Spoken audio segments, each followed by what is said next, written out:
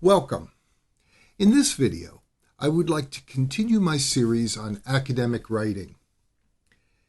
In the previous episode, I addressed audience analysis, identifying to whom a thesis and its complementary persuasive arguments are presented. The audience's current state of knowledge about the topic, what the audience needs to know about the topic that they don't already know. What are the audience's biases and preconceived ideas about the topic, and taking into account each of those elements so that arguments can be presented that most persuasively take into account those elements, those characteristics of the audience. In this video, I'd like to address the purpose of academic writing. Now, I'll begin with a discussion of the general function of academic writing, but I really am most interested in considering the purpose of the persuasive arguments that are presented within any given academic paper. Honestly, I think it's perfectly reasonable for a student to say the purpose of my academic paper is to meet a course requirement, to submit a response to an assignment, to demonstrate that I know relevant material to the course learning objectives or the subject of the general subject of the course. Each of those responses is perfectly fine. That really is a purpose of a student academic paper. But that's not the definition of purpose that I'd like to address for the next few minutes. I'd like to address the purpose of a specific academic paper, why it's written to the audience to whom it is addressed, what is the objective that the writer, in this case a student, seeks to acquire from having persuaded the audience of the thesis of the paper. But this is within the context of all student papers get evaluated. And so the student does have the general purpose of earning a high grade for their work. But I'd like you to keep in mind when listening to this video that I am using the word purpose in a more specific manner. The objective of the persuasive arguments presented within a particular paper. I've returned to the Microsoft Word document that I used in the prior episode of this series, the episode in which I addressed audience analysis. And I've continued writing in this document to record my thoughts about the, I guess pun intended, the purpose of purpose in academic writing. But now, while the definitions of purpose in writing are myriad, I urge you to remember that your principal objective in writing an academic paper is to persuade the audience to accept your thesis. So,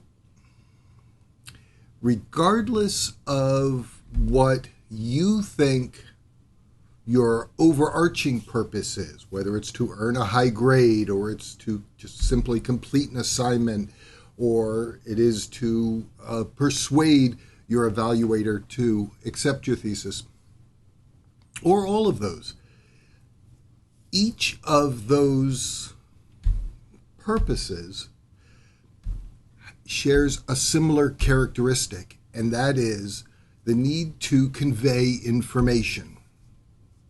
So in academic writing, each student must demonstrate to their instructor that the student holds sufficient knowledge of the required material, the topics that are addressed in the course, the specific details or specific processes that are part of the course learning objectives. The student must demonstrate the skills that, or must demonstrate the competence in the knowledge of, and usually the application of, those required objectives.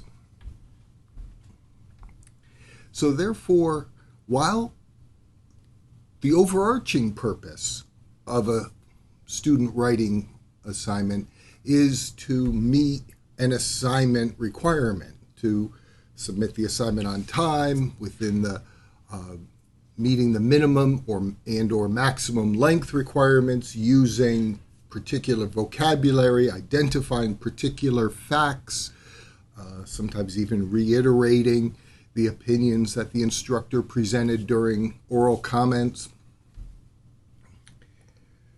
All of these purposes share a similar characteristic, and that is the conveying of information from the writer to the reader, from the student to the evaluating instructor. And in doing that, every academic paper that I can recall reading, outside of, I was about to say outside of maybe the disciplines of literature or some of the humanities, and I'm not going to say that because that's not true. Every student paper that I can recall reading has presented a thesis or should have presented a thesis with supporting arguments, with the goal of persuading the reader to accept the thesis. Now, even if the general purpose of the paper is to earn a high grade on behalf of the student, the paper itself holds the purpose of writing in such a way that the reader is persuaded to accept the thesis presented both in the introduction and the conclusion of the paper. So in the course of presenting these arguments, it's incumbent upon the student, to demonstrate your knowledge of the relevant facts related to the topic that you're addressing, and to place those facts into a context that demonstrates to the evaluator that you understand why those facts are either useful to current practice or beneficial to general knowledge within the discipline. So even in the case of another paper that I described in a prior video, the history of aeronautics in the United States, a student might focus on the development of the first powered flight at Kitty Hawk by the Wright brothers, placing the facts of those circumstances, the date, the weather, the size of the aircraft, which of the brothers flew first, what did the brother who remained on the ground do to contribute to the flight. Not just presenting those facts, but putting them into a context. For example, a historical context. Why was it that the Wright brothers were the first to create the powered flight? Or what was it in the Wright brothers' preparation that allowed them to create the powered aircraft? Was it really their experience as bicycle makers that taught them about chain gears? Well, possibly. But then how is it that they also developed the skills necessary to build their own engine to power the aircraft? Engines weren't used on bicycles by the Wright brothers, so where did they get the skills necessary to build their own power system? Other than historical context, a student might address that same topic of the history of aeronautical development in the United States through the lens of what did the development of powered flight contribute to American culture, and maybe even further, what did it contribute to world culture? What did it contribute to warfare? For example, the Wright brothers participated in the development of the first flights of a military nature. I should say the first powered flights of a military nature. In any regard, choosing the raison d'etre, the reason for the existence of the paper, is really important. What does the student want the paper to do for the reader? Obviously, persuade the reader to accept the thesis that is presented in the introduction and conclusion. But also, what should the reader take away from the paper? How should what new knowledge, not necessarily factual data, but new understanding can the student present in the paper that informs the understanding of the circumstances, whether they're historical in the case of the Wright brothers, or whether they're for the future. For example, in the case of how do we deal with the endemic stage of the SARS-CoV-2 virus? How will the world deal with rising temperatures and increasing or changing weather patterns around the world? So the purpose of the paper could be backward-looking, as in a historical evaluation, or forward-looking, as in prognostication of potential future outcomes for a current circumstance. In either regard, the student writer has to take into account how they will go about presenting their arguments. What will be their rhetorical technique that is used to make the thesis most persuasive to the reader? In courses that are particularly writing intensive, such as, in my experience, any course that has the word writing in the title of the course, business writing, thinking and writing, cohesive composition, introductory argumentation,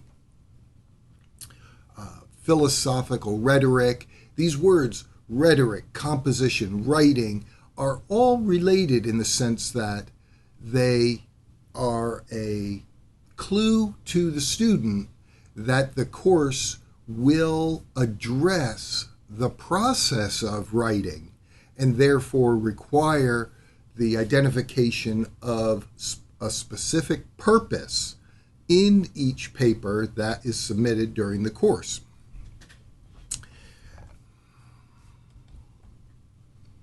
Now,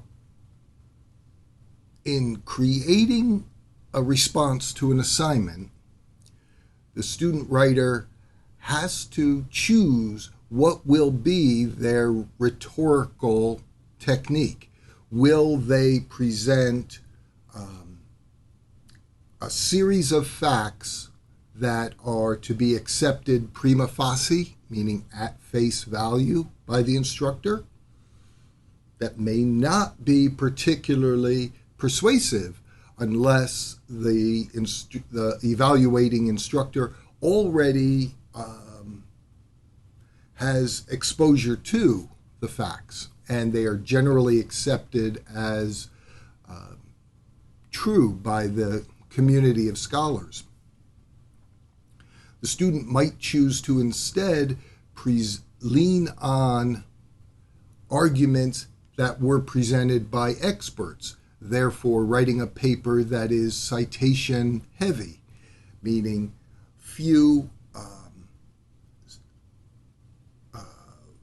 no facts are presented in the paper without identification of the source of those facts. That's a common writing technique for academic writers. Very frequently, when I'm reading papers myself on subjects that are of interest to me, I'll read my colleagues having made statements that I've thought for many years I thought were true, yet the source of the data that allows those statements to be made are still cited. And sometimes I think to myself, I say, this may not be common knowledge, but it's knowledge that someone who's already been exposed to the discipline should know. So why are the citations included? But in academic writing, that's considered good form, and it is a rhetorical technique. It's rather than presenting facts prima facie, the facts are presented and the source of the data that allowed the facts to be stated are identified. I feel comfortable saying that all student academic papers have three purposes. Internally, the one purpose is to persuade the audience, usually the evaluating instructor, to accept the thesis presented in the paper. Okay, so that we could say that the paper is in the purpose, the internal purpose of the paper is to make the thesis accepted by the reader. Externally, I could argue that the purpose of the paper is to demonstrate the student's skill at persuasive writing, at to have the ability to rhetorically present knowledge in an appropriate manner.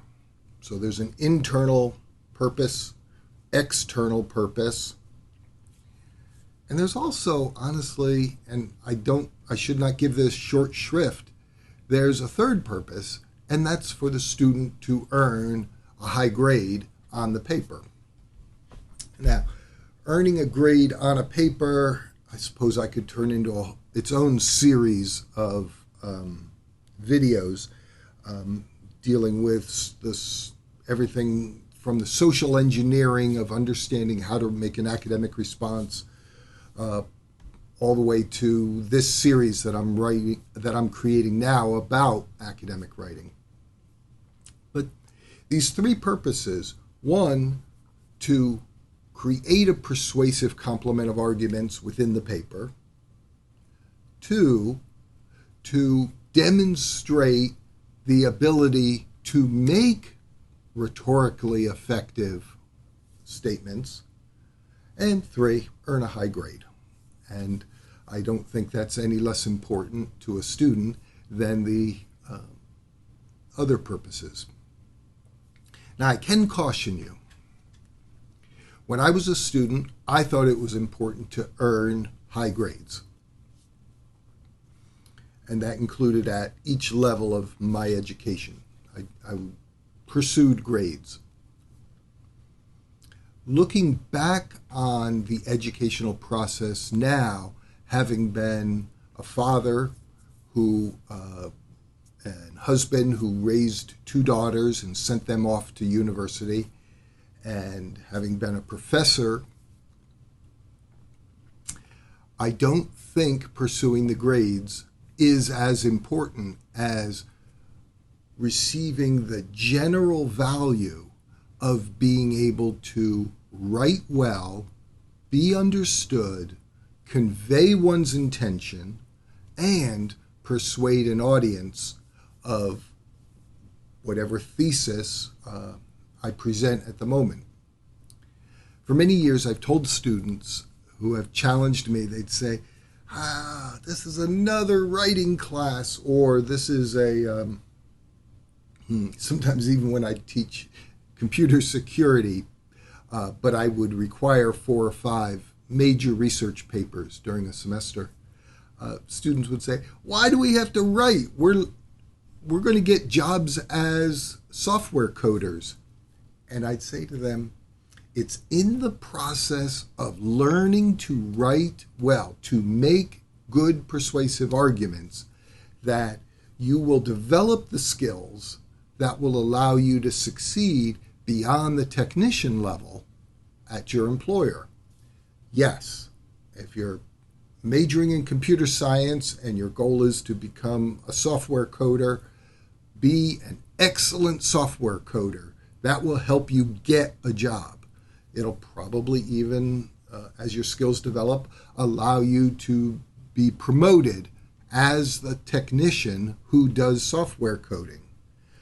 But when jobs open up that require the skills of supervising and managing other software coders, now an employer will be looking for employees that have not just the technical chops, but also the ability to write business reports and to make proposals to customers and to pursue, if working in a nonprofit or a research organization, to make requests, response for proposals, or to write proposals for grant funding. These skills related to the general topic of academic writing are really important, regardless of one's technical discipline, because we very rarely does one stay as a technician for their entire career. They move and accept new positions that require these more general skills that apply across industries. I hope that you found this video helpful. To me, studying the topic of purpose in academic writing is a bit dry. It's not something that I particularly like lecturing on. It's not something that I particularly liked studying when I was a student, but it is a topic that's very important to the academic writing process, and I hope you're willing to accept my proposition that as we improve our academic writing skills, we better prepare ourselves for the general challenges that arise later in life.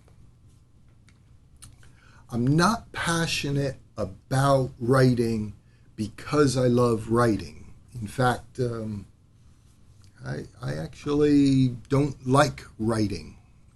It's not something I do as a hobby. I much prefer reading and thinking. But the process of creating verbal constructions is difficult for me.